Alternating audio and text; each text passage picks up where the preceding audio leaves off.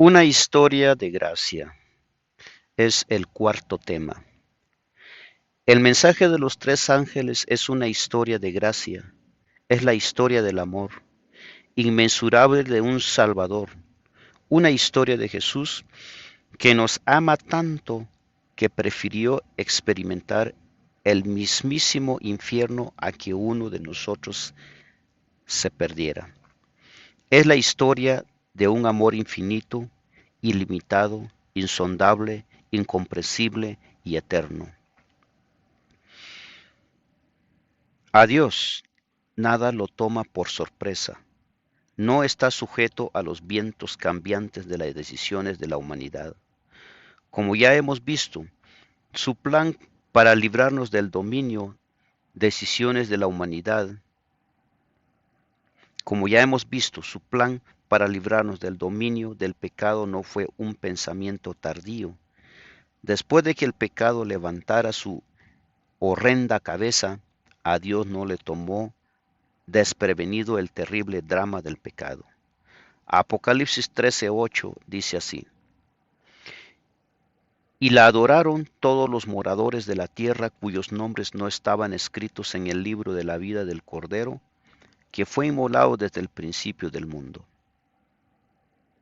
Primera de Pedro 1:18 y 20 dice así: Sabiendo que fuisteis rescatados de vuestra vana manera de vivir, la cual recibisteis de vuestros padres, no con cosas corruptibles como oro o plata, sino con la sangre preciosa de Cristo, como un cordero sin mancha y sin contaminación, ya destinado desde antes de la fundación del mundo, pero manifestado en los postreros tiempos por amor de vosotros.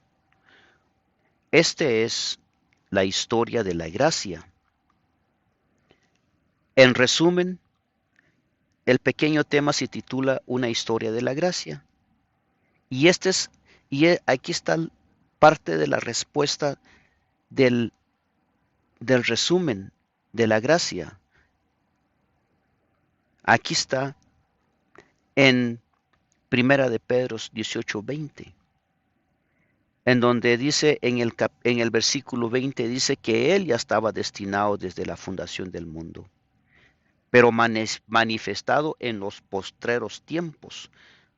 O sea, desde el principio del mundo se destinó, y en los postreros tiempos se refiere cuando Cristo vino a la tierra en tiempo de los judíos, en tiempo de Israel, hace 2000 años.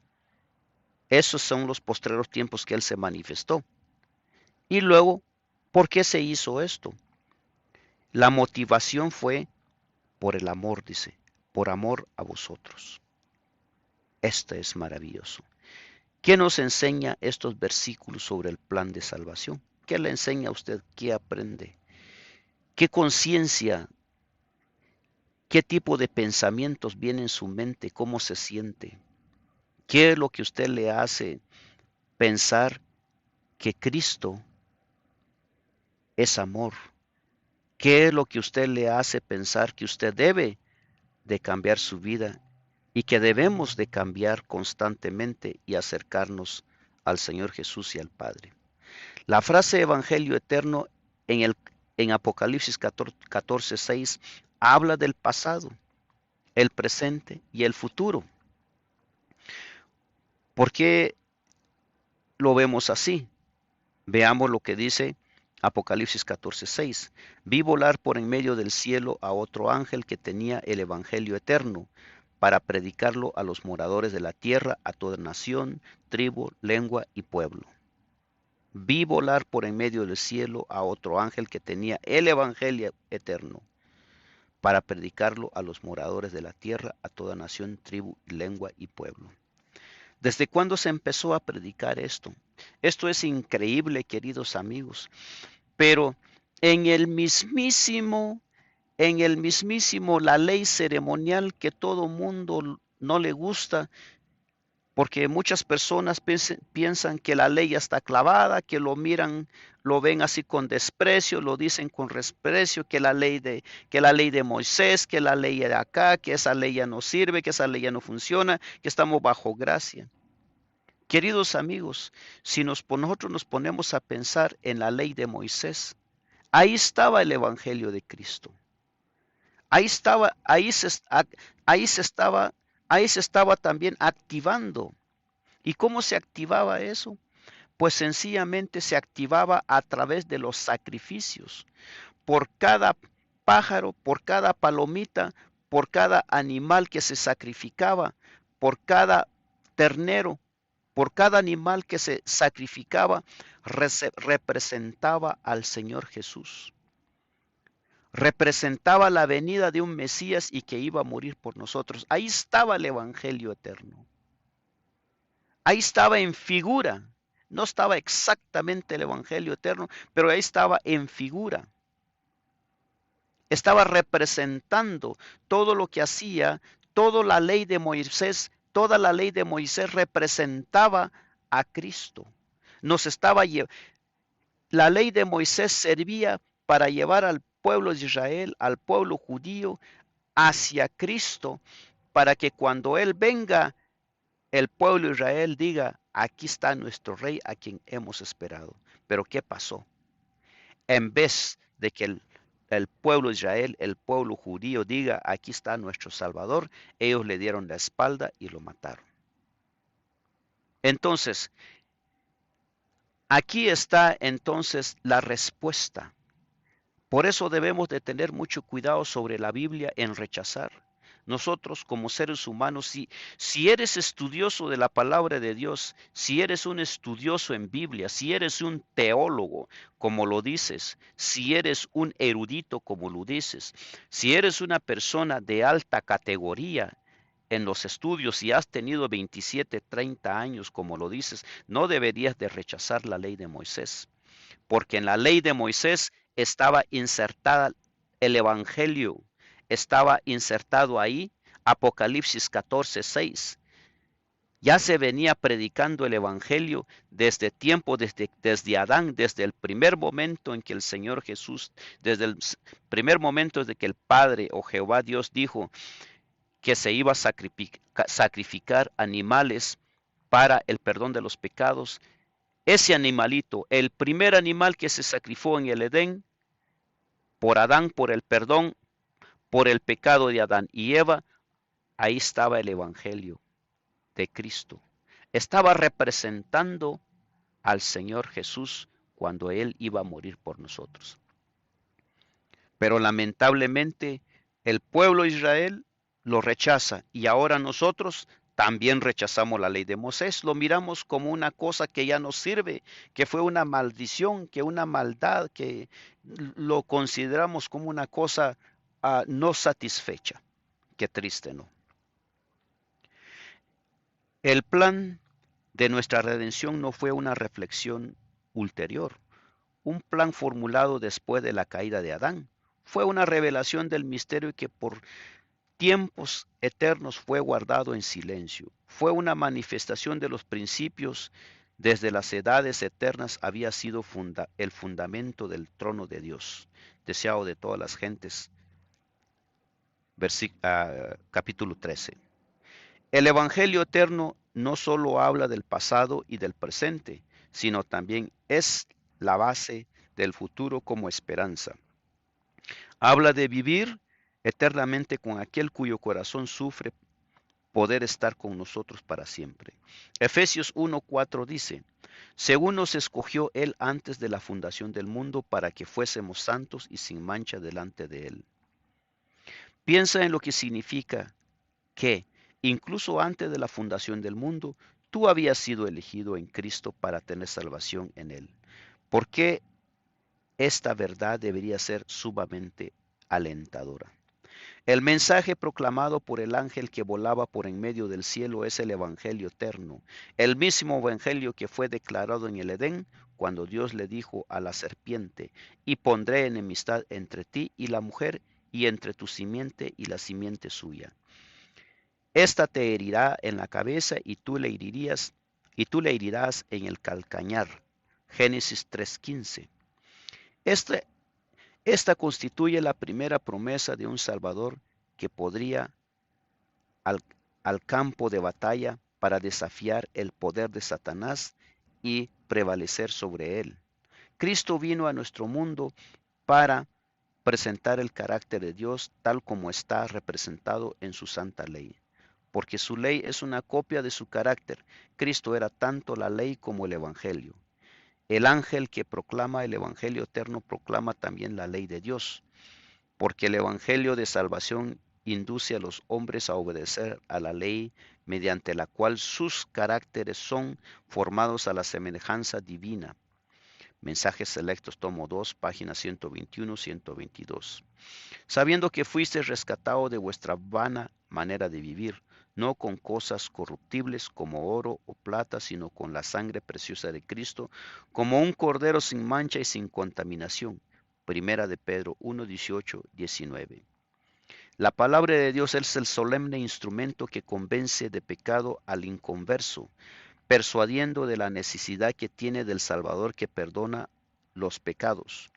El plan de salvación combina las influencias santas de la luz del pasado y del presente. Esta influencia están unidas por la cadena dorada de la obediencia por amor. La recepción de Cristo por la fe y la sumisión a la voluntad de Dios transforma a los hombres y las mujeres en hijos e hijas de Dios.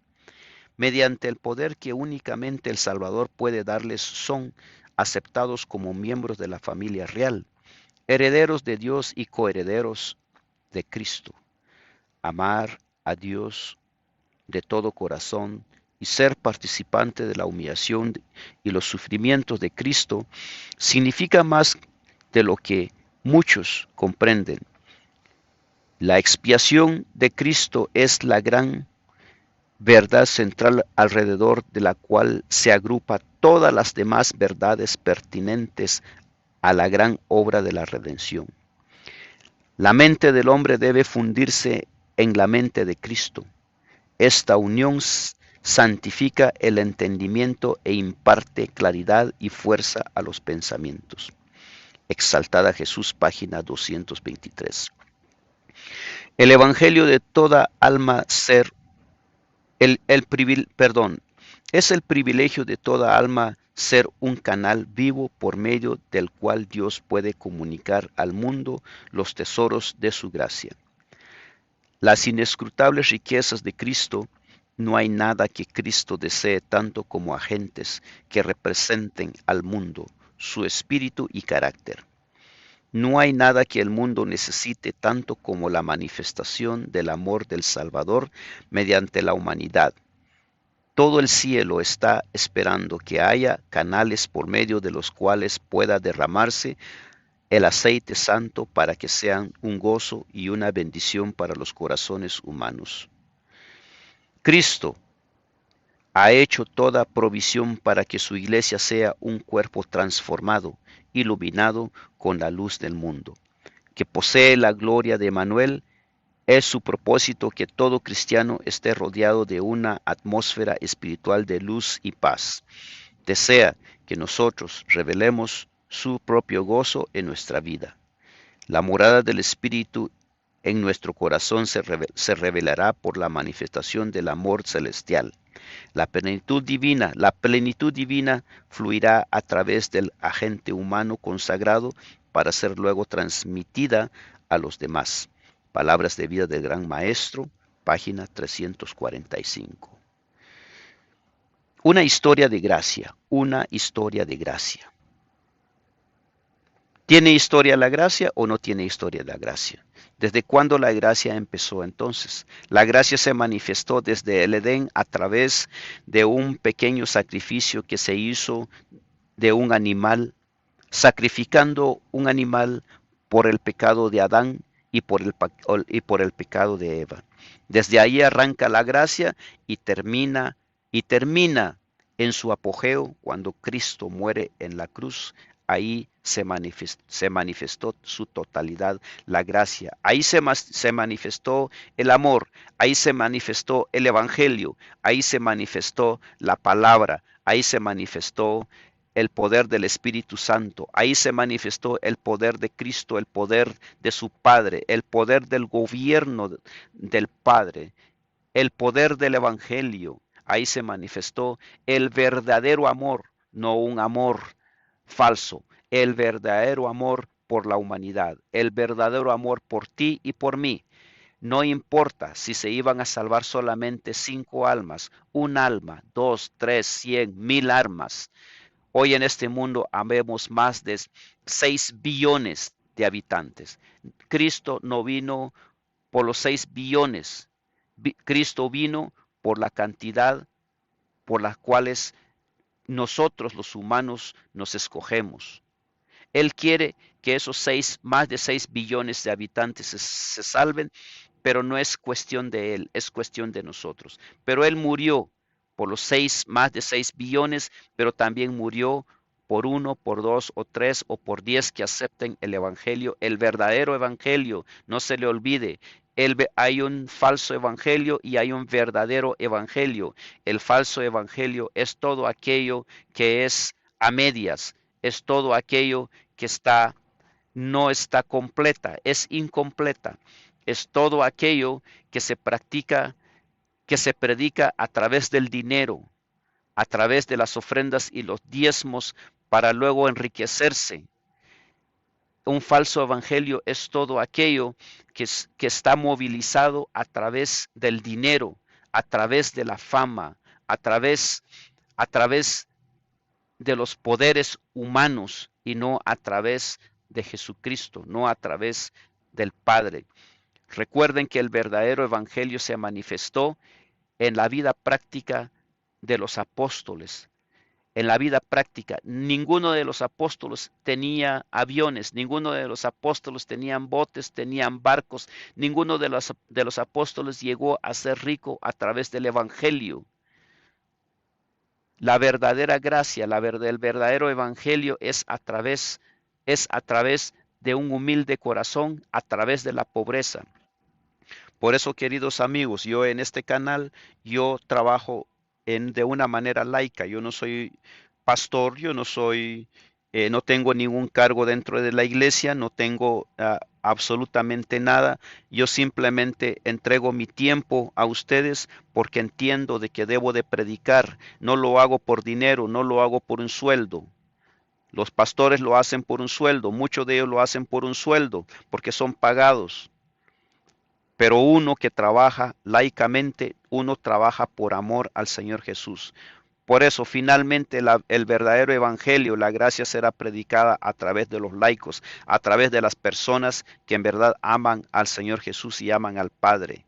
No aquellos que andan buscando riquezas, que andan comprando mansiones, no aquellos que andan comprando jets, no aquellos que andan comprando aviones para viajar en todo el mundo.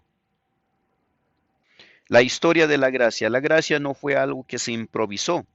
A Dios nunca se le puede tomar por sorpresa. A Él no le afectan los vientos cambiantes de las elecciones de los seres humanos. Su plan para liberarnos del dominio no fue algo que se le ocurrió al momento cuando el pecado asomó su horrendo rostro. Juan habla del Cordero que fue sacrificado desde la creación del mundo en Apocalipsis 13:8. El apóstol Pedro añade, ustedes saben que fueron rescatados de una vida sin sentido, la cual heredaron de sus padres, y que ese rescate no se pagó con cosas corruptibles como el oro y la plata, sino con la sangre preciosa de Cristo, sin mancha y sin contaminación, como la de un cordero que ya había sido destinado desde antes de que Dios criara el mundo, pero que se manifestó en estos últimos tiempos por amor a ustedes. Primera de Pedro 1:18 al 20. La frase Evangelio eterno en Apocalipsis 14:6 habla del pasado, el presente y el futuro. Dios crió a la humanidad con la capacidad de tomar decisiones morales por la que tenía claro los humanos podían tomar decisiones erradas una vez que sus criaturas tuvieron la capacidad de elegir, tuvieron la capacidad de rebelarse contra su naturaleza amorosa. La única forma de evitar esta realidad habría sido crear seres robóticos, controlados y manipulados por algún plan cósmico divino, pero una lealtad forzada es contraria a la naturaleza misma de Dios. El amor requiere elección. Una vez que a los seres humanos se les dio el poder de elegir, existió la posibilidad de que tomaran la decisión equivocada. Por tanto, el plan de salvación fue concebida en la mente de Dios antes de la revelación de nuestros primeros padres en el Edén. El deseo de todas las gentes, leemos esa perspicaz declaración. El plan de nuestra redención no fue una reflexión ulterior, formulada después de la caída de Adán, fue una revelación del misterio que se ha mantenido oculto desde tiempos eternos. Romanos 16:25. Fue una manifestación de los principios que desde edades eternas habían sido el fundamento del trono de Dios.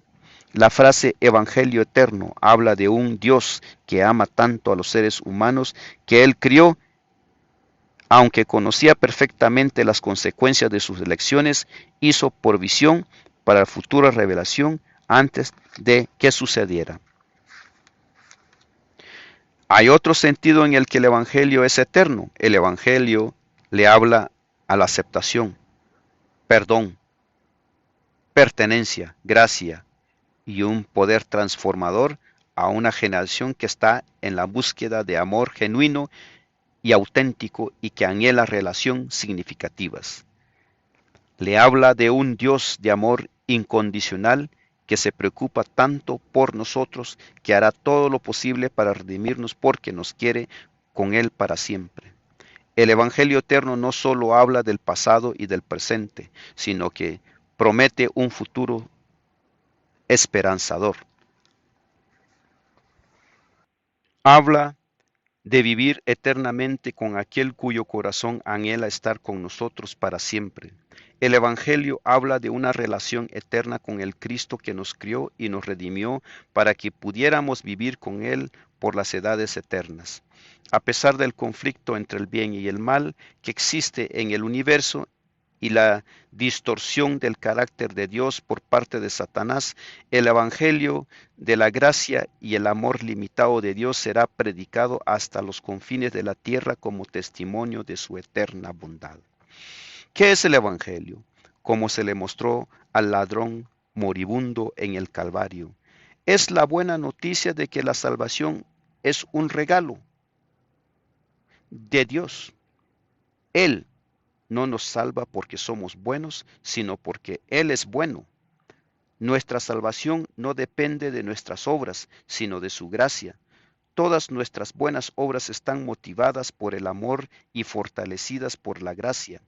Cuando se le preguntó a Elena G. de White si el mensaje de la justificación por la fe le restaba valor a los mensajes de los tres ángeles, su respuesta fueron: varias personas me han escrito preguntándome. Su respuesta fue: varias personas me han escrito preguntándome si el mensaje de la justificación por la fe es el mensaje del tercer ángel. Y les he respondido: es ciertamente el mensaje del tercer ángel. La justificación por la fe, el amor infinito de Dios y su abundante gracia no son preámbulos de los mensajes de los tres ángeles, no son un plato de acompañamiento hasta que lleguemos al plato principal del mensaje. Están en el corazón mismo de los mensajes de los tres ángeles. Este es el mensaje del Evangelio eterno que debemos llevar hasta los confines de la tierra para preparar al mundo para la venida de Jesús. Nunca podremos estar listos para compartir el Evangelio a menos que lo hayamos experimentado, y una vez que hemos experimentado verdaderamente la salvación que Cristo ofrece tan libremente y la gracia que Él otorga con tanta gracia, no podemos quedarnos callados. El apóstol Pablo lo dice claramente: el amor de Cristo nos lleva a actuar. Segunda de Corintios 5:14. Queridos amigos, los dejo porque ya llevamos 24 minutos. Hasta pronto. Gracias, compártelos, denle un like, compartan la palabra de Dios, bajen el video si es posible, compártanlo, no hay ningún problema, es palabra de Dios, no es mía. Hasta pronto.